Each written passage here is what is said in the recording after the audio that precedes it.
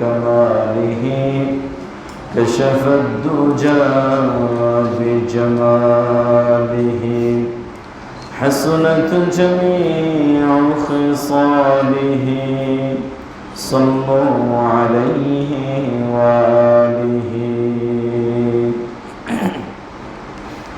মহান আল্লাহ পাকের দরবারে শুকর আদায় করছি যে মহান আল্লাহ পাক রব্বুল ইজ্জত ওয়াল জালাল আমাদেরকে ভালোবেসে মহব্বত করে শাওয়ালের প্রথম জুমায় জুমার নামাজকে আদায় করার লক্ষ্যে আল্লাহর ঘর মসজিদে আসার বসার তৌফিক দান করেছেন। সেজন্য সে মালিকের শুকর আদায় করছি। সকলে বলি আলহামদুলিল্লাহ, আর আওয়াজ করে বলি আলহামদুলিল্লাহ। আল্লাহ পাকের অশেষ মেহেরবানি যে আল্লাহ পাক আমাদেরকে রমজানের মতো দামি মাস দান করেছেন, রমজানের রোজাগুলোকে রাখার তৌফিক দান করেছেন। রমজানের পরেই মুসলমানদের আনন্দের যে দিন আল্লাহ পাকের পক্ষ থেকে দেওয়া হয়েছে, সেই ঈদের দিন ঈদের আনন্দ উপভোগ করার পরে আবার আমাদেরকে হায়াত দারাজ করে জুমা পর্যন্ত পৌঁছে দিয়েছেন। সে মালিকের শুকর আবার আদায় করছি। সকলে বলি আলহামদুলিল্লাহ। অসংখ্য অগণিত দুরূদ ও সালাম প্রেরণ করছি আকায়ে নামদার তাজদার মদিনা সরওয়ার কায়নাত নবী মুহাম্মদ মুস্তাফা আহমদ মুজতবা নবী আরবি সাল্লাল্লাহু আলাইহি ওয়াসাল্লামের উপর। আমি আপনাদের সামনে যে বিষয়টা নিয়ে আলোচনা করার জন্য বসেছি সেটা হলো ইসলামের স্তম্ভের ভিতরে দ্বিতীয় নাম্বার স্তম্ভ। যেই স্তম্ভ যদি কোনো মানুষের মধ্যে না থাকে, রসূল বলেছেন তার মাঝে আর কাফেরের মাঝে মুশরিকের মাঝে কোনো পার্থক্য নাই। সেই গুরুত্বপূর্ণ বিষয়টা হলো নামাজ। মুসলমানদের জন্য ইসলাম গ্রহণ করার পরে, আল্লাহ পাকের উপর বিশ্বাসী হওয়ার পরে, তাওহীদে বিশ্বাসী হওয়ার পরে সর্বপ্রথম সর্বপ্রধান কাজ হলো সে ৫ ওয়াক্ত নামাজ আদায় করবে। এই নামাজ হলো গুরুত্বপূর্ণ একটি ইবাদত।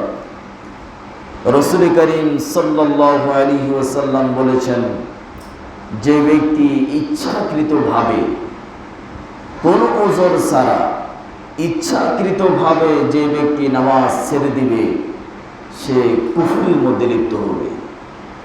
যে ব্যক্তি নামাজ ছেড়ে দিল সে যেন কুফরি করল, কুফরির মধ্যে লিপ্ত হয়ে গেল। আর আল্লাহ পাকের কাছে দুইটি গুনাহ সবচাইতে বেশি জঘন্যতম অপরাধ, সবচাইতে নিকৃষ্টতম অপরাধ দুইটি গুনাহ। সেটা হলো, এক নাম্বার হলো শিরক আর দ্বিতীয় নাম্বার হলো কুফর।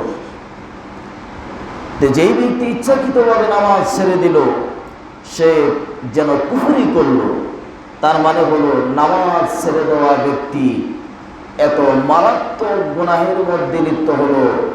একজন কাফের, বেদিন, মুশরিক, সে যেমন আল্লাহ পাকের কাছে নিকৃষ্টতম, আল্লাহর সৃষ্টির মধ্যে নিকৃষ্ট, যে ব্যক্তি ইচ্ছাকৃতভাবে নামাজ ছাড়ল সেও ইসলামের দৃষ্টিতে, শরীয়তের দৃষ্টিতে সেই পরিমাণ নিকৃষ্ট।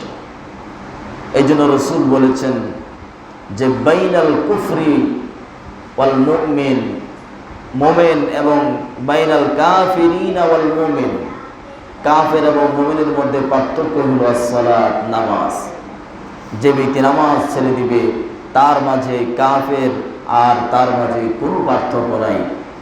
কাফের যেমন ঈমান না আনার কারণে আল্লাহ পাকের কুদরতি পায়ে সিজদা দেয় না, একজন মোমেন সেও যখন ঈমান আনার পরে আল্লাহ পাকের কুদরতি পায়ে সিজদা দিল না, আল্লাহ পাকের দৃষ্টিতে এই মোমেন আর ওই কাফের দুজন কাজে কর্মে একই রকম হয়ে গেল, দুজনের মধ্যে কোনো পার্থক্যই থাকলো না। এই জন্য নামাজ এত গুরুত্বপূর্ণ ইবাদত। আল্লাহ পাক সূরাতুল মুমিনের মধ্যে আল্লাহ পাক পরিষ্কারভাবে বলেছেন, জান্নাতের মধ্যে সবচাইতে উঁচু দরজার আলা মাকাম, সবচাইতে উঁচু মানের জান্নাত হলো জান্নাতুল ফেরদাউস। আল্লাহ পাক বলেছেন, এই জান্নাতুল ফেরদাউসের ওয়ারিস, জান্নাতুল ফেরদাউসের মালিক, জান্নাতুল ফেরদাউসের কর্তৃত্ব কারা পাবে? তাদের যতগুলো গুণ আল্লাহ পাক কোরআনে উল্লেখ করেছেন, তার মধ্যে সর্বপ্রথম আল্লাহ পাক বলেছেন, ক্বাদ আফলাহাল মুমিনুন, ওই মুমিনরাই সফলকাম, আল্লাযীনা হুম ফি সালাতিহিম খাশিউন, যারা বিনয়ের সাথে আল্লাহ পাকের ভয় রেখে নামাজ আদায় করবে। সুতরাং যারা নামাজ আদায় করবে না, তাদের ঠিকানা হবে জাহান্নাম। নামাজ যে ব্যক্তি পড়বে, সেই ব্যক্তির ঠিকানা হবে জান্নাত। আর নামাজ কিভাবে পড়তে হবে? আল্লাহ তাআলা বলছেন, আল্লাযীনা হুম ফি সালাতিহিম খাশিউন, নামাজ পড়বে অন্তরে আল্লাহ পাকের ভয় রেখে, বিনয়ের সাথে নামাজ আদায় করবে।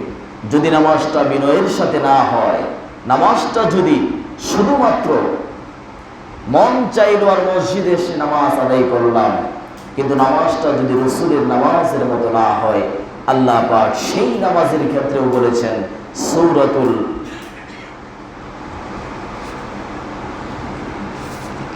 আল্লাহ পাক সূরাতুল মাউনের মধ্যে সেই নামাজের ধ্বংসের কথা আল্লাহ পাক বলেছেন।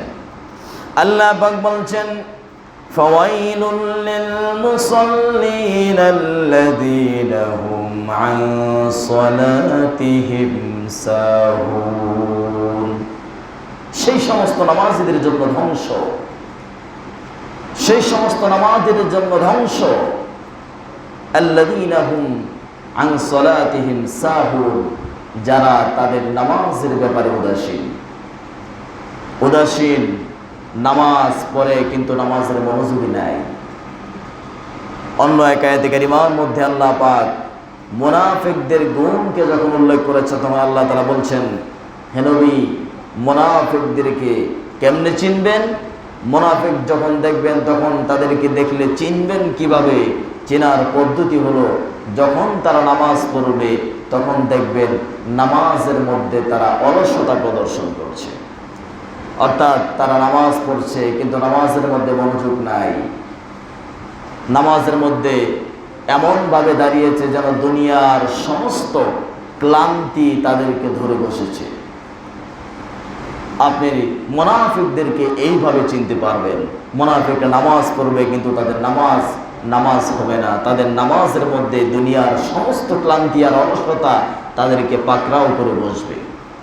তাহলে মুনাফিকদের নামাজের মতো যদি নামাজ হয়, তাহলে এই নামাজ কি হবে? এক হাদিসের মধ্যে এসেছে, মানুষ যখন নামাজ পড়ে, কিছু কিছু মানুষ এমন নামাজ পড়ে যাদের নামাজকে নিকৃষ্টতম কাপড়ের মতো বানায়া, একটা নিকৃষ্টতম কাপড়ে এই নামাজকে প্যাকেট করা হয়, বেচানো হয়। এই নামাজকে আকাশের দিকে নিয়ে যাওয়া হয়। নামাজকে যখন নিয়ে যাওয়া হয়, তখন নামাজ ওই নামাজি ব্যক্তিকে অভিসম্পাত করতে থাকে, লানত দিতে থাকে, তুমি যেভাবে করে আমাকে অপমানিত করেছো, লাঞ্ছিত করেছো, আল্লাহ পাক যেন তোমাকে সেইভাবে অপমানিত করে এবং লাঞ্ছিত করে। এই নামাজ এত দামি, এই নামাজ যদি কোনো ব্যক্তির ভিতরে না থাকে, সে যদি নামাজ না পড়ে, তাহলে অনেক উলামায়ে কেরামের মতে, আমার দেশের মধ্যে যারা আহলে হাদিস ভাই আছে, তারা তো পরিষ্কারভাবে বলে, যার নামাজ নাই তার ঈমান নাই, তার কিচ্ছু নাই। যে নামাজ পড়বে না সে কাফের। আমি কিছুদিন আগে একজনের বক্তব্য শুনলাম, যদিও তার এই কথা মারাত্মক কঠোর, এই কথা এতটা কঠোরপন্থী হওয়া, এটা আমাদের জন্য উচিত না। ইসলাম মধ্যমপন্থী হওয়ার জন্য বলেছেন। কিন্তু সে বলেছে যে ব্যক্তি নামাজ পড়ল না তার জানাজা নাই, যে নামাজ পড়বে না সে তার বাবার ওয়ারিস পাবে না, যে নামাজ পড়বে না সে এ দেশের মধ্যে মুসলমান হিসেবে থাকতে পারবে না। যদিও কঠোর হয়েছে কিন্তু রাসূলের হাদিস আছে, রাসূল বলেছেন মান তারাকা সালাতান মুতাআম্মিদান ফাকাদ কাফারা।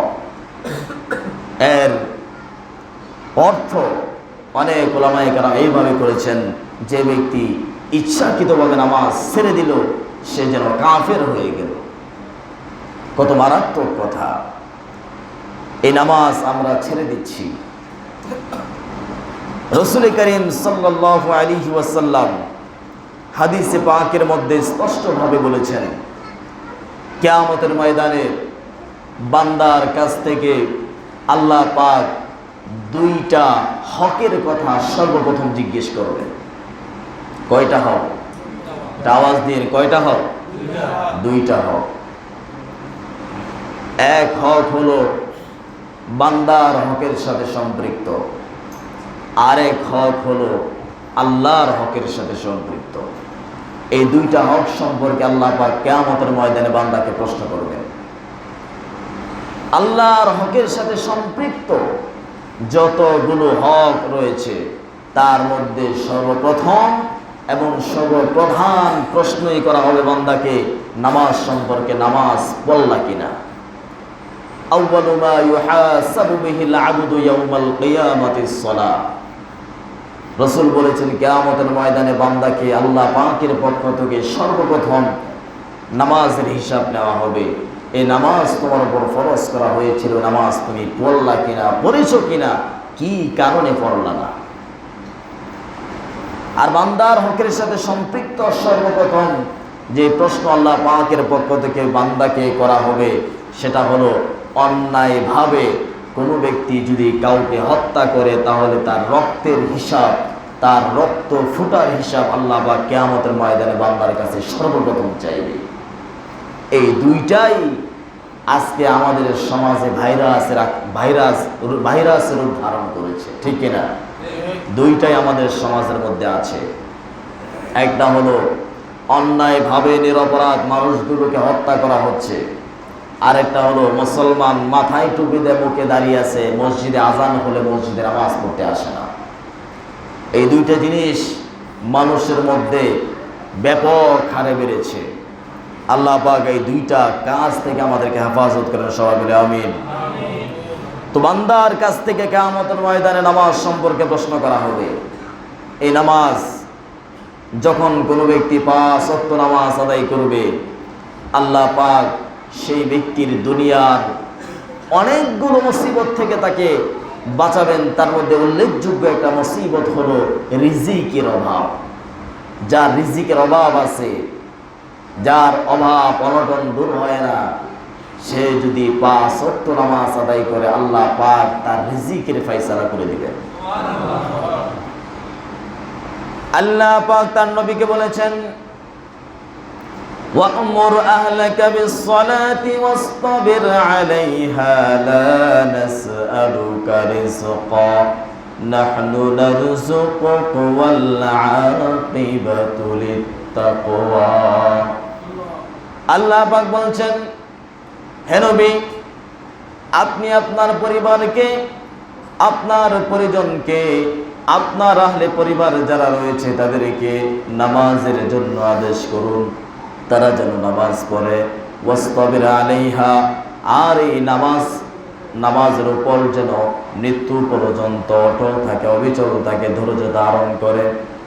লা নাসআলুকা রিজকা, আমি আপনার কাছে তো রিজিক চাই না, রিজিক আপনার কাছে আমি চাই না। নাহনু নারযুকুক, আপনার পরিবার নামাজ পড়বে, আপনি নামাজ আদায় করবেন। নাহনু নারযুকুক, রিজিকের ব্যবস্থা আমি আল্লাহ তাআলা করে দিব। সুবহানাল্লাহ, আসতে বলেন। তাহলে নামাজ যে ব্যক্তি পড়বে আল্লাহ পাক তার রিজিকের ফয়সালা করে দিবেন, রিজিকের ব্যবস্থা করে দিবেন। আপনার অভাব অনটন দূর হচ্ছে না, আপনি আপনার বন্ধুর কাছে গিয়ে দ্বারস্থ হচ্ছেন, আপনার ভাইয়ের কাছে যাচ্ছেন, কোনো ধনাঢ্য ব্যক্তির কাছে গিয়ে আশ্রয় নিচ্ছেন, তার কাছে অনুদান চাচ্ছেন, রিজিক আমাকে দান করেন, রিজিক আমাকে, আমার তো রিজিকের অভাব দূর হচ্ছে না, আমার এই অভাব সেই অভাব, আপনি আমাকে একটু সাহায্য করুন।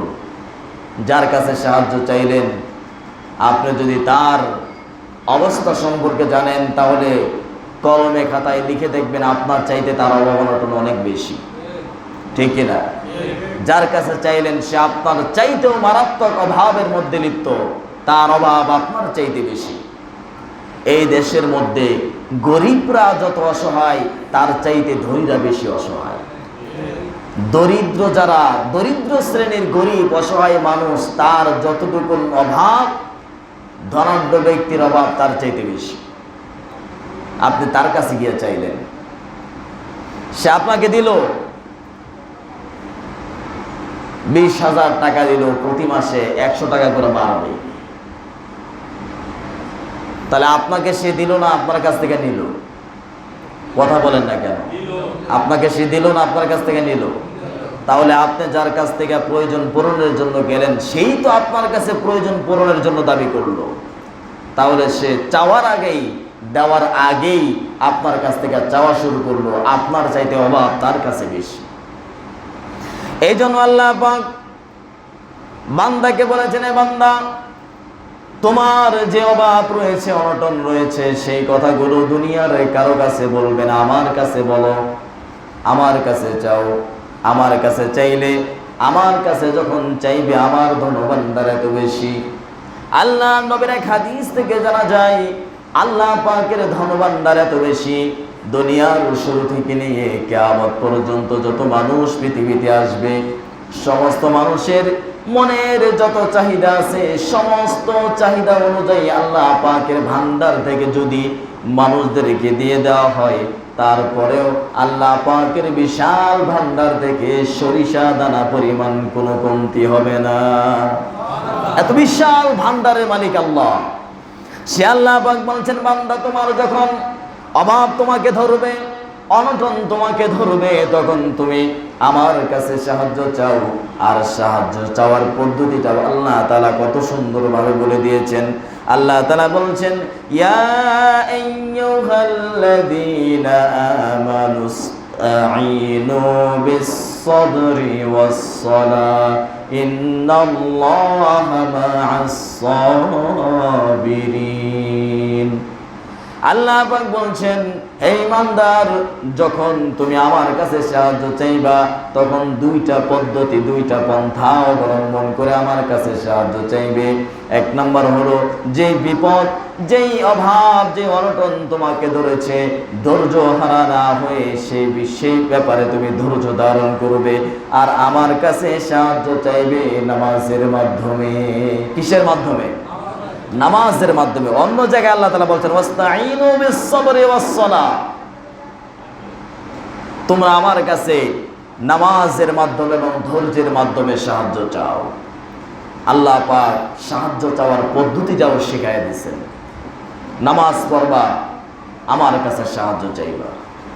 আল্লাহর নবী যখনই কোনো মুসিবতের মধ্যে পড়তেন, সাহাবায়ে কেরাম রিদওয়ানুল্লাহি তাআলা আলাইহিম আজমাইন বলেন, যখন আল্লাহ নবী কোনো মুসিবতের মধ্যে পড়তেন অথবা কোনো মুসিবত সামনে আসতে দেখতেন, তখন তিনি নামাজের মধ্যে দাঁড়িয়ে যেতেন, নামাজ পড়তেন, নামাজের পরে আল্লাহ পাকের কাছে সেই মুসিবত থেকে পানা চাইতেন।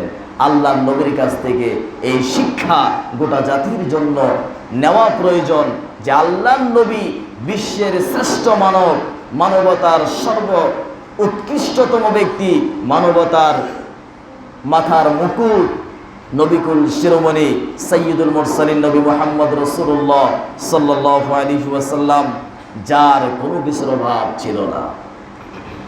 আল্লাহ নবী বলেছেন, আমি যদি আল্লাহর কাছে বলতাম যে দুইটা পাহাড় সমতুল্য স্বর্ণ ধন সম্পদ দিয়ে আমাকে ভরপুর করে দিন, আল্লাহ পাক সেই পরিমাণ সম্পদ আমাকে দান করতেন।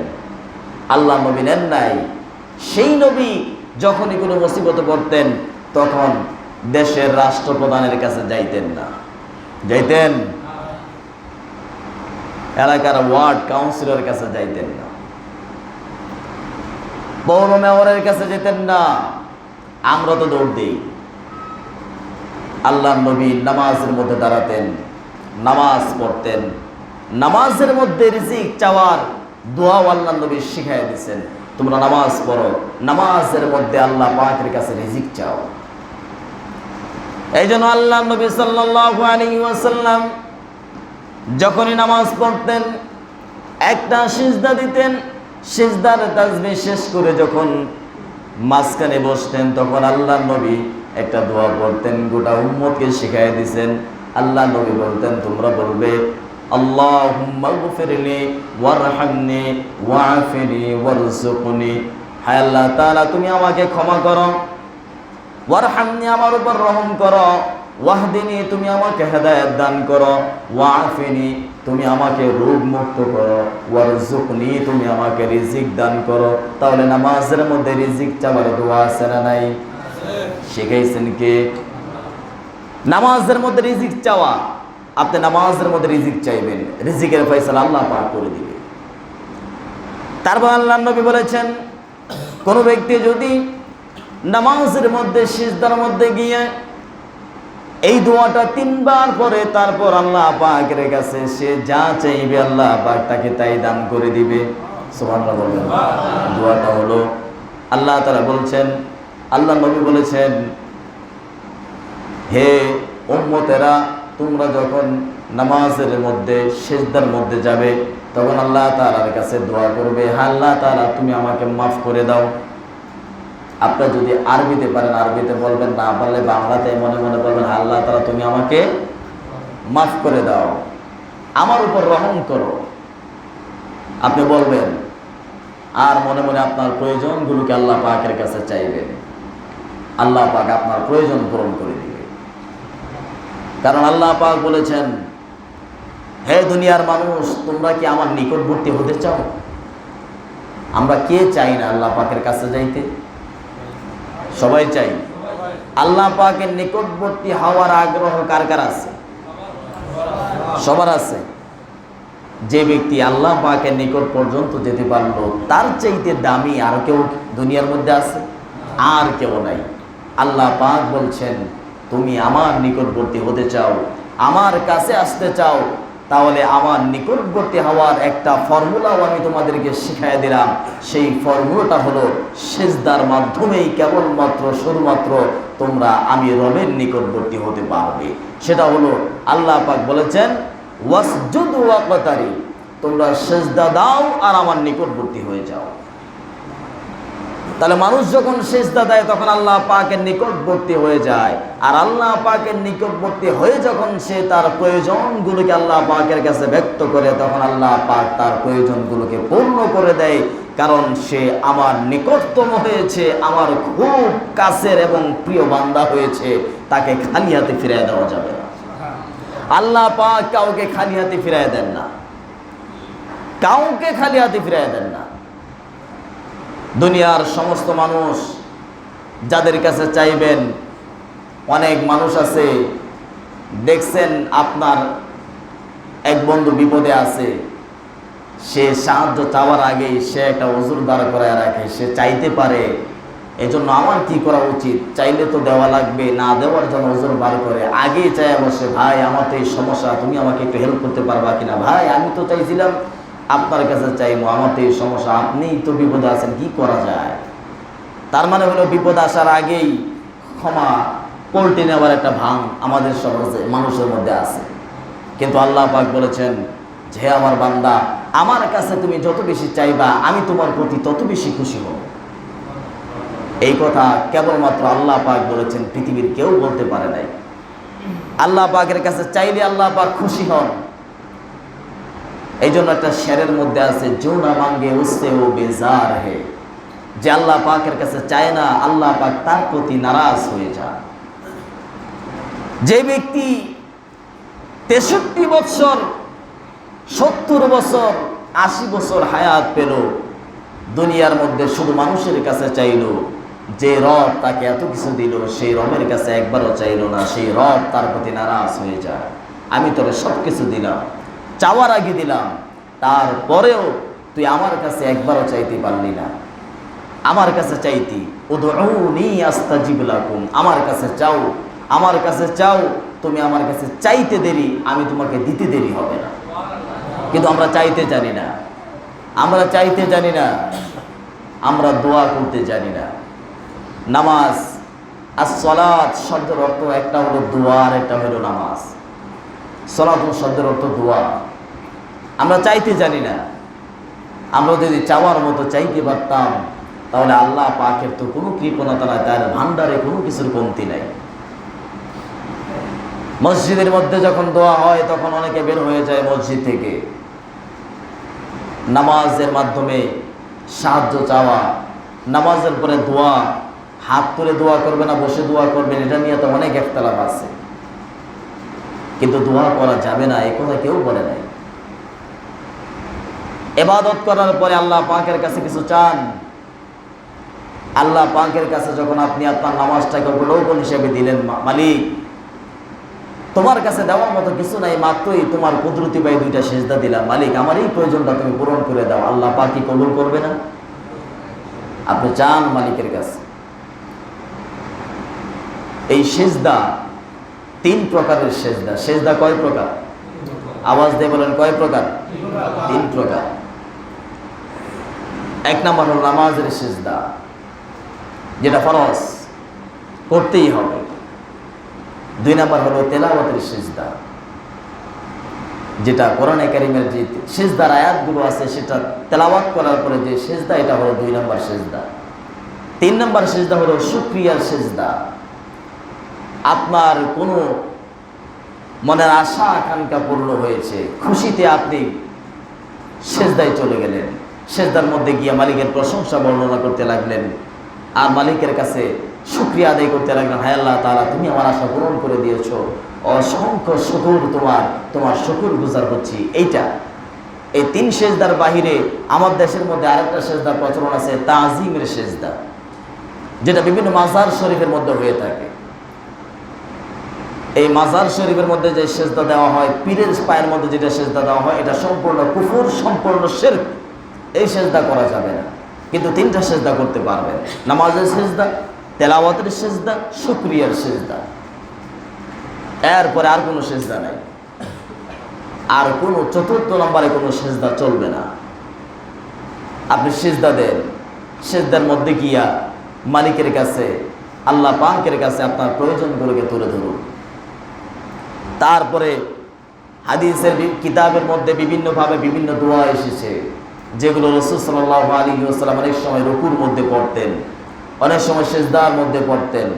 আপনি এই দোয়াগুলোকে অনুসন্ধান করুন, এগুলোকে বের করে নিয়ে আসুন, এগুলোকে খুঁজে খুঁজে দেখুন যে আল্লাহর নবী কি শিক্ষা দিয়েছেন, সেগুলো নামাজের মধ্যে পড়েন, সিজদার মধ্যে পড়েন। আপনি যখন বেতের নামাজ আদায় করছেন, নামাজের প্রত্যেকটা দোয়া, প্রত্যেকটা তাকবীর, প্রত্যেকটা জায়গায় যেই দোয়াগুলোকে আল্লাহর নবী সাল্লাল্লাহু আলাইহি ওয়াসাল্লাম হাদিসের মধ্যে বলেছেন, প্রত্যেকটা গুরুত্বপূর্ণ। আপনি আর আমি তো সেগুলোকে নিয়ে চিন্তা করি না। আমি আর আপনি নামাজ পড়ি এত দ্রুত, আপনি যদি সেই বিষয়গুলোকে চিন্তা করে নামাজ পড়েন তাহলে দেখবেন আপনার নামাজ কত দীর্ঘ হচ্ছে। হযরত আব্দুল্লাহ ইবনে মাসউদ রাদিয়াল্লাহু তাআলা আনহু ঘরের মধ্যে যায় নামাজ বিছিয়ে নামাজের মধ্যে দাঁড়ালেন, নফল নামাজের মধ্যে নামাজ পড়ছেন। বাড়ির ভিতরে একটা সাপ ঢুকলো। মরুভূমি অঞ্চলের মধ্যে সাপ মারাত্মক বিষাক্ত হয়। আমার দেশের মধ্যে কিছু কিছু সাপ আছে, কামড় দিলে মানুষ মরে না, কিন্তু মরুভূমি অঞ্চলে যে সাপগুলো থাকে মারাত্মক বিষাক্ত হয়। এই সাপগুলো একটা বাড়ির ভিতরে ঢুকলো। আব্দুল্লাহ ইবনে মাসউদ রাদিয়াল্লাহু তাআলা আনহুর স্ত্রী এই সাপ দেখে চিৎকার শুরু করে দিলেন। আশপাশ থেকে, বাড়িঘর থেকে মানুষ দৌড়িয়ে আসলো। আসার পরে সাপ দেখলো, লাঠি দিয়ে পিটাইয়া সাপ মারলো। মারার পরে সবাই, আমার দেশে আছে না, ঘরের মধ্যে একটা সাপ মরলে 2-1 ঘরের মানুষ এসে চতুর্দিকে গোল হয়ে দাঁড়িয়ে এটা নিয়ে গবেষণা করে। সাপটা হয়তো বাচ্চা দিয়েছে, অথবা এর সাথে আরও সাপ থাকতে পারে, এই ধরনের একটা গবেষণা চলে। দীর্ঘক্ষণ এই গবেষণা চলল। কিছুক্ষণ পরে মোটামুটি দীর্ঘ সময় অতিবাহিত হয়ে যাওয়ার পর আব্দুল্লাহ ইবনে মাসউদ রাদিয়াল্লাহু তাআলা নামাজ শেষ করে তার স্ত্রীকে বললেন, ঘরের মধ্যে কিছু আছে খাবারের মতো, কিছু খাবার দাও, আমার তো ক্ষুধা লেগেছে। স্ত্রী হতবাক হয়ে বড় বড় চোখ করে স্বামীর দিকে তাকিয়ে আছে। আশ্চর্য বিষয়, বাড়ির ভিতরে এত বড় একটা ঘটনা ঘটলো, আপনি কি কিছুই জানেন না? আব্দুল্লাহ ইবনে মাসউদ রাদিয়াল্লাহু তাআলা আনহু বলেন, না আমি তো কিছুই জানি না। কি বলেন, আমার বাড়িতে সাপ ঢুকলো, মানুষ হট্টগোল করলো, এত হইচই হলো, সাপ মারা হলো, আমি চিৎকার চেঁচামেচি করলাম, কোনো আওয়াজ কি আপনার কানে ঢুকলো না? আব্দুল্লাহ ইবনে মাসউদ রাদিয়াল্লাহু তাআলা বললেন, আল্লাহর কসম কোনো আওয়াজ আমার কানে ঢুকে নাই। স্ত্রী বললেন, আপনি এমনভাবে নামাজ পড়েন, ঘরের মধ্যে সাপ হিংস্র প্রজাতির প্রাণী ঢুকলো, আপনি কোনো খেয়াল রাখেন না, আপনার এই অবস্থা। আব্দুল্লাহ ইবনে মাসউদ রাদিয়াল্লাহু তাআলা তার স্ত্রীকে বললেন, হে আমার স্ত্রী শোনো, নামাজের মধ্যে থাকা অবস্থায় ঘরের ভিতরে সাপ ঢুকলো, তোমরা হইচই করলা, এটা যদি আমি আব্দুল্লাহ ইবনে মাসউদ নামাজের মধ্যে শুনলাম, এটার প্রতি যদি আমি ধ্যান খেল দিলাম, তাহলে আমি কিসের নামাজটা পড়লাম? সুবহানাল্লাহ। যদি এটাই হয়, আমি নামাজের মধ্যে দুনিয়ার সব খেয়াল রাখলাম, তাহলে আমি কিসের নামাজ পড়লাম? আমি যখন নামাজ পড়েছি তখন আমার কথা হয়েছে মালিকের সাথে, আর মালিকের সাথে যখন কথা বলি তখন আমি দুনিয়ার অন্য কোনো কিছুর ভিতরে খেয়াল রাখবো, এটা আমার জন্য চরম বেয়াদবি, এটা তো আমি করতে পারি না। আর আমার আপনার নামাজের কি অবস্থা? তারা নামাজ পড়েছে, আমরাও নামাজ পড়ি, কিন্তু আমার নামাজ আর তার নামাজ একরকম না। রাদিয়াল্লাহু তাআলা আনহুম আজমাইন। তাদের নামাজ কত দামি ছিল, কি নামাজ পড়তেন, তাদের নামাজের কত মজা ছিল নামাজ যখন পড়তেন। আর আমার আপনার নামাজের মধ্যে কোনো মজা নাই। তেলাওয়াত যদি একটু লম্বা হয়, পিছন থেকে কাশির আওয়াজ শোনা যায়। আমি তো ইমামতি করি, আমি তো বুঝি যে কোনটা ইমামকে সতর্ক করা হয় আর কোনটা নামাজের আসলেই বাস্তবিক কাশি, এটা আমার বোঝা আছে। আমি বুঝি, সামনে থেকে বৈশা এরকমটা বুঝি। গলার মধ্যে যদি কোনো সমস্যা দেখা দেয়, ওইটার কাশির একটা আওয়াজ, আর অন্যকে সতর্ক করার জন্য যেটা ওইটার কাশির আরেকটা আওয়াজ। দীর্ঘ 6-7 বছর ধরে মসজিদে ইমামতি করার পরে এতটুকুন কি বুঝ আমার হয় না? আমার জানা আছে পিছনে থেকে আমাদের নামাজের কি অবস্থা। তাশাহুদ একটু বিলম্বিত হলে, দোয়া কুনুত একটু লম্বা হয়ে গেলে, দুরূদ শরীফ যদি একটু লম্বা হয়, তাহলে পিছন থেকে আওয়াজ আসে। এই তো আমরা নামাজি, এই তো আমরা নামাজি। বেতরের নামাজের রমজান মাসে দোয়া কুনুত একটু লম্বা হলে কাশির আওয়াজ অনেকগুলো আসে। আশ্চর্য বিষয়, আপনার পুরা নামাজ পড়লেন একটু কাশি আইল না, শুধু সালাম ফেরানোর 2-3 সেকেন্ড আগে আপনার কাশি আসে, আর এটা প্রতিদিনই হয়। আপনি কি রোগী? এটা কি আপনার রোগ নাকি? এই তো আমাদের নামাজের অবস্থা। এই নামাজ আমাদেরকে জান্নাতে নিয়ে যেতে পারবে? এই নামাজ যদি না পড়া হয়, জাহান্নামে যেতে হবে। জান্নাতীরা যখন জান্নাতে যাবে, জাহান্নামীরা যখন জাহান্নামে যাবে, তখন জান্নাতীরা জাহান্নামীদেরকে প্রশ্ন করবে। তারা বলবে, ইয়াসআলুনাকা আনিল মুজরিমিন, পাপিষ্ঠ গুনাহগার জাহান্নামীদেরকে জান্নাতীরা প্রশ্ন করবে, মা সালাকাকুম ফি সাকার, কোন কারণে তোমরা জাহান্নামে এসেছো?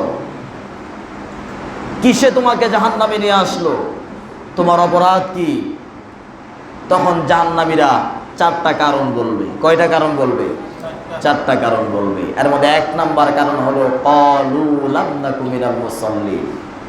1 নাম্বার কারণ হলো আমি নামাজ পড়তাম না। নাউযু বিল্লাহি মিন যালিক। 1 নাম্বার কারণ হলো আমি নামাজ পড়তাম না, নামাজ না পড়ার কারণে আজকে আমি জাহান্নামে। 2 নাম্বার কারণ কি? ওয়ালাম নাকু নুতঈমুল মিসকিন, মিসকিন অসহায় গরিব দরিদ্রদেরকে খাবার দিতাম না, কৃপণতা করতাম, তাদেরকে খাবার খাওয়াইতাম না। 3 নাম্বার, ওয়া কুন্না নাখুদু মাআল খাইদিন, অনর্থক বিতর্ককারীদের সাথে লিপ্ত হয়ে আমরাও বিতর্ক করতাম। তাফসীরের মধ্যে এসেছে ইসলাম বিরোধী শক্তি যখন ইসলামের বিরোধিতা করে তখন কিছু কিছু মুনাফিক, কিছু কিছু নামদারি মুসলমান যাচাই বাছাই না করে তাদের সাথে শরীক হয়ে ইসলামের বিরোধিতা শুরু করে দেয়। এরকম মুনাফিক আমাদের দেশে আছে না? ইসলামের বিরোধিতা করে। তাফসীরের কিতাবে তাফসীর উসমানীর মধ্যে এসেছে এই অকুন্না নাখুদু মাআল খায়দিন এর একটা তাফসীর হলো যারা না জেনে যাচাই বাছাই না করে বিবেকহীনভাবে বিবেচনাহীনভাবে ইসলামের বিরোধী শক্তির সাথে গিয়ে তাদের সাথে সম্পৃক্ত হয়ে ইসলামের বিরোধিতা করে। কিসের বিরোধিতা করছে, কেন করছে তার কোনো খবর নাই, এমনি এমনি গিয়া দল ভারী করে। এই ধরনের লোক জাহান্নামে থাকবে। তারা বলবে আমরা বিতর্ককারীদের সাথে লিপ্ত হয়ে বিতর্ক জড়িয়ে যেতাম। আরেক দল বলবে ওয়াকুন্না নুকাযযিবু বিয়াউমিদ্দিন, আমরা পরকালকে অস্বীকার করতাম, পরকালকে বিশ্বাস করতাম না। এই চার কারণে আমাদেরকে জাহান্নামে নিক্ষেপ করা হয়েছে। তারপর তারা বলবে হাত্তা আতানাল ইয়াকিন, এই অবস্থা চলতে চলতে একটা পর্যায়ে আল্লাহ পাকের পক্ষ থেকে মৃত্যু আমাদের কাছে এসে গিয়েছিল। আমরা ফিরে আসার সুযোগ পাই নাই, আমরা তওবা করার সুযোগ পাই নাই, আমরা তওবাহীনভাবে আল্লাহ পাকের প্রতি বিশ্বাস স্থাপন করা ছাড়া এই দুনিয়া থেকে কাফের মুশরিকদের মতো বিদায়ী হয়েছিলাম। এই চারটা অপরাধের কারণে আল্লাহ পাক আমাদেরকে জাহান্নামে নিক্ষেপ করেছে। আমরা কি জাহান্নামে যেতে চাই? কোথায় যেতে চাই? জান্নাতে যেতে চাই। তাহলে জান্নাতে যাওয়ার জন্য সর্বপ্রধান কাজ কি? নামাজ আদায় করতে হবে। একটা হাদিস রয়েছে, যদিও জয়ীফ, অনেকে বলেন এটা জয়ীফ, দুর্বল হাদিস। হাদিসটা এরকম যে আস-সালাতু মিফতাহুল জান্নাহ, জান্নাতের চাবি হলো নামাজ। যদিও হাদিসটা জয়ীফ, কিন্তু জান্নাতের চাবি বলা হয়েছে নামাজকে। এই নামাজ যদি না থাকে তাহলে জান্নাতে ঢোকা সম্ভব নয়। কবরের মধ্যে জাহান্নামের ফেরেশতা ঢুকতে চাইলে এই নামাজ কবরের মধ্যে জাহান্নামের ফেরেশতাকে আটকায় দিবে, ঢুকতে দিবে না। আমার যদি নামাজই না থাকে তাহলে কবরের মধ্যে আমি কি দিয়া ফেরেশতাকে ঠেকাইব? কিয়ামতের ময়দানে অন্য সব বিষয় বাদ দিলাম, শুধু যদি নামাজ সম্পর্কে আমাকে প্রশ্ন করে তাহলেই তো আমি জাহান্নামী, আমার বাঁচার কোনো উপায় নেই। এই নামাজও যদি না থাকে কিয়ামতের ময়দানে সর্বপ্রথম প্রশ্নের জবাব দিব কিভাবে? আবার জাহান্নামের মধ্যেও নামাজ না পড়ার কারণে ঢুকতে হবে। জাহান্নামের আগুনের মধ্যে জ্বলা এত সোজা? আপনি কি মনে করেন দুনিয়ার আগুনের মধ্যে 1 মিনিট আঙ্গুলটা রাইখা দেখেন, জাহান্নামের আগুনের তেজ কিছুটা হলেও অনুভব হবে, কিছুটা হলেও অনুভব হবে জাহান্নামের আগুনের পাওয়ার কত বেশি। একটা কিতাবের মধ্যে পড়েছিলাম বহু বছর আগে, একজন আলেম মসজিদের মধ্যে বসা, হঠাৎ করে রাতের বেলা সফর করে একজন সুন্দরী রমণী এসে মসজিদে ঢুকলো। আশ্রয় নেওয়ার কোনো জায়গা নাই, রাস্তাঘাট চেনা নাই, যে কোনো সময় তার সতীত্বের উপর হামলা হতে পারে। বাঁচার জন্য মসজিদের ভিতরে ঢুকলো। ঢোকার পরে গিয়ে দেখে মসজিদের মধ্যে একজন যুবক, মসজিদের ইমাম, সে বসে আছে। তার কাছে গিয়ে বলল আমাকে একটু আশ্রয় দিন থাকার জন্য। তখন ওই যুবক বলল ঠিক আছে, আপনি মসজিদে এক কোনায় থাকেন। যুবক এক পাশে বসা, বাতি জ্বালানো, আগুন জ্বলছে। যুবক বসে আছে, সারা রাত্র কোনো ঘুম নাই। কিছুক্ষণ পরে পরে আঙ্গুল আগুনের মধ্যে দেয়, আগুন মধ্যে দেয়, যখন বেশি গরম লাগে আবার নিয়ে আসে। এরকমভাবে সারা রাত্র কাটলো। আর ওই যুবতী মেয়েটা দূর থেকে এগুলো দেখে সেও ঘুমায় নাই, সেও দৃশ্যটা দেখলো সারা রাত। যখন ফজর আজান হচ্ছে, আস্তে আস্তে আলো ফুটতে শুরু করলো। এখন এই যুবতী মেয়ে বের হবে, বের হওয়ার আগে ওই হুজুরের কাছে জিজ্ঞেস করলো, হুজুর সারা রাত্র একটা জিনিস আপনাকে দেখলাম, খেয়াল করলাম, আপনি এই কাজটা কেন করলেন? আপনি বারবার হাতের আঙ্গুল আগুনের মধ্যে দিচ্ছেন, আগুন তো আপনার হাতকে জ্বালিয়ে দিবে, এই ভয় আপনার আছে, তারপরেও আগুনের মধ্যে হাত দিচ্ছেন, আর যখন গরম লাগছে তখন আবার নিয়ে আসছেন। আগুনের উত্তাপ যখন আপনার শরীর স্পর্শ করছে তখন আপনি আঙুল বের করে নিয়ে আসছেন। কেন এই কাজটা করলেন? তখন ওই যুবক বলল, হে যুবতী, তুমি যুবতী, আমি যুবক। সাধারণত আল্লাহ পাকের নীতি হলো যুবক এবং যুবতীদের মধ্যে আল্লাহ পাক একটা আকর্ষণ তৈরি করে দিয়েছেন। যখন যুবকের সামনে কোনো যুবতী আসে তখন যুবকের অন্তরে লালসা তৈরি হয়। যখন তুমি মসজিদে এসেছো, তুমি তো আমার কাছে আমানত হিসাবে ঘরের ভিতরে ঢুকেছো। যতক্ষণ তুমি থাকবে ততক্ষণ তুমি আমার কাছে আমানত। তুমি আমার কাছে আসার পরে, তোমার দিকে তাকানোর পরে আমার ভিতরে গুনাহের প্রবঞ্চনা তৈরি হয়েছিল। এই জন্য আমি আগুনের ভিতরে হাত দেই। যখনই আগুনের তাপ আমার হাতের মধ্যে লাগে তখন আমি চিন্তা করি দুনিয়ার আগুনের চাইতে জাহান্নামের আগুন 70 গুণ পাওয়ারফুল বেশি। এই আগুনে যদি আমি হাত না রাখতে পারি তাহলে তোমার যদি কোনো ক্ষতি আমার দ্বারা হয় তাহলে জাহান্নামের আগুনের মধ্যে কিভাবে জ্বলবো। এই ভয় আমি সারা রাত, যখনই আমার মনের মধ্যেই লালসা তৈরি হয় তখনই আমি আগুনের মধ্যে হাত দেই আর জাহান্নামের আগুনের কথা চিন্তা করি। সারা রাত্র আমি এই কাজ করেছি এই জন্য যাতে করে আমি তোমার প্রতি গুনাহের চিন্তা থেকে নিজেকে বাঁচাতে পারি। আর আমরা জাহান্নামের আগুনের কথা চিন্তা করি না। দুনিয়ার আগুনের মধ্যে ফুটানো এক পাতিল পানির এক ফোঁটা শরীরে আসলে এটাকে সুস্থ করার জন্য আমাদেরকে মেডিসিন নিতে হয়। ফুসকা পড়েছে, এটার মধ্যে মেডিসিন ঘষে ঘষে এটাকে ঠিক করতে হয়। অথচ আগুন লাগে নাই, আগুনের মধ্যে জ্বলেছে, ফুটেছে এক ফোঁটা ফুটন্ত পানির ফোঁটা এসে শরীরে পড়েছে। এটার যদি এই অবস্থা হয় তাহলে এই ফুটন্ত পানির চাইতে আগুনের পাওয়ার বেশি। তাহলে ওই আগুন দিয়া জ্বললে শরীরটা কেমন হবে? আল্লাহ নবীর সাহাবীরা রসুলকে বললেন, ইয়া রাসূলুল্লাহ, যদি আমাদেরকে শাস্তি দিতে হয়, মানুষকে শাস্তি দেওয়ার জন্য দুনিয়ার আগুনটাই তো যথেষ্ট ছিল, এটাই তো জ্বালিয়ে দেয়, পুড়িয়ে দেয়, ভস্ম করে দেয়, তাহলে জাহান্নামের আগুন এত পাওয়ারফুল, জাহান্নামের আগুন তৈরি করার কারণটা কি? আল্লাহ নবী বলেছেন জাহান্নামের আগুন দুনিয়ার আগুনের চাইতে 70 গুণ পাওয়ারফুল বেশি। সেই জাহান্নামের আগুনের মধ্যে বেনামাজিদেরকে জ্বালানো হবে। কতদিন পর্যন্ত জ্বালানো হবে? অনেক জয়ীফ হাদিসের মধ্যে, অনেক কিতাবের মধ্যে এরকম বর্ণনা এসেছে যে 80 হুব্বা পরিমাণ এক ওয়াক্ত নামাজ কাজা করার জন্য জ্বালানো হবে। যদিও এটা সহিহ হাদিস দ্বারা প্রমাণিত নয়। আর কেউ কেউ বলেছেন 1 হুব্বা পরিমাণ হয়েছে 2,88,2,88,00,000 বছর, 1 হুব্বা পরিমাণ এটা বলা হচ্ছে। আপনি চিন্তা করে দেখেন, 2,88,00,000 বছর সময় যদি এক ওয়াক্ত নামাজের জন্য জ্বলতে হয়, আপনার গোটা জীবনের কয় ওয়াক্ত নামাজ কাজা আছে, কয় ওয়াক্ত নামাজ ইচ্ছাকৃতভাবে ছেড়েছেন, জাহান্নামের আগুনে কত কোটি বছর জ্বলতে হবে। কত কোটি বছর বাদ দিলাম, এক ওয়াক্ত নামাজ পড়তে সময় লাগে 10 মিনিট। 10 মিনিট সময় নষ্ট করার কারণে আপনাকে যদি 10 ঘন্টাও আগুনের মধ্যে চালানো হয়, তারপরেও কি আপনার দ্বারা সম্ভব 10 মিনিটের বিনিময়ে 10 ঘন্টা আগুনে জ্বলবেন? কারো পক্ষে সম্ভব? তাহলে কেমনে নামাজ ছেড়ে দেন? কিভাবে নামাজ ছাড়েন? রাসূল করিম সাল্লাল্লাহু আলাইহি ওয়াসাল্লাম মৃত্যু সজ্জায়, মৃত্যু হয়ে যাবে। আমরা তো দেখি পিতা মারার সময় সন্তানকে ওসিয়ত করে, ধন সম্পদের ওসিয়ত করে, আমার এই ছোট্ট বাচ্চাকে তুমি দেখে রাখবে, তোমার কাছে আমানত। তোমার মা আছে, তোমার মা তোমার কাছে আমানত, তার দেখভাল করবে। আমার সন্তান আছে, তা তোমার কাছে আমানত, তুমি দেখভাল করবে। নিজের সন্তানের ফিকির, মায়ের ফিকির, বাবার ফিকির, নিজের নাতির ফিকির, নিজের স্ত্রীর ফিকির, এই ফিকিরগুলো আমাদের দুনিয়ার মানুষের অন্তরে কাজ করে। মৃত্যু সজ্জায় শায়িত রাসূল পাক সাল্লাল্লাহু আলাইহি ওয়াসাল্লাম উম্মতের জন্য তার সন্তানের কথা বলেন নাই।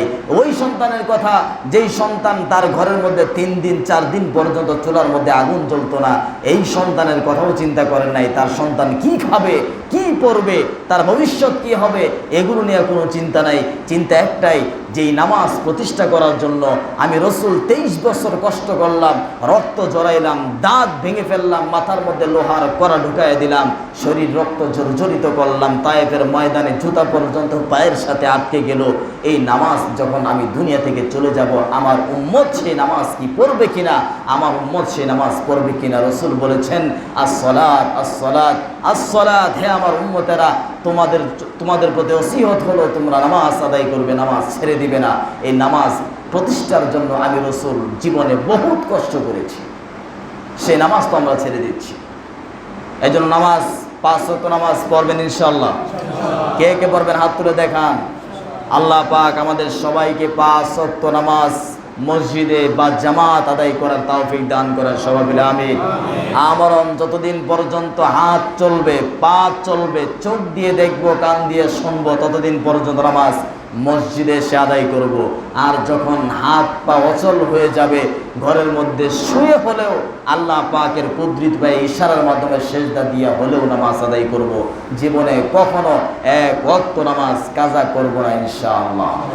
আল্লাহ পাক আমাদের সবাইকে 5 ওয়াক্ত নামাজ বা জামাত আদায় করার তৌফিক দান করেন সবাই বলে আমিন।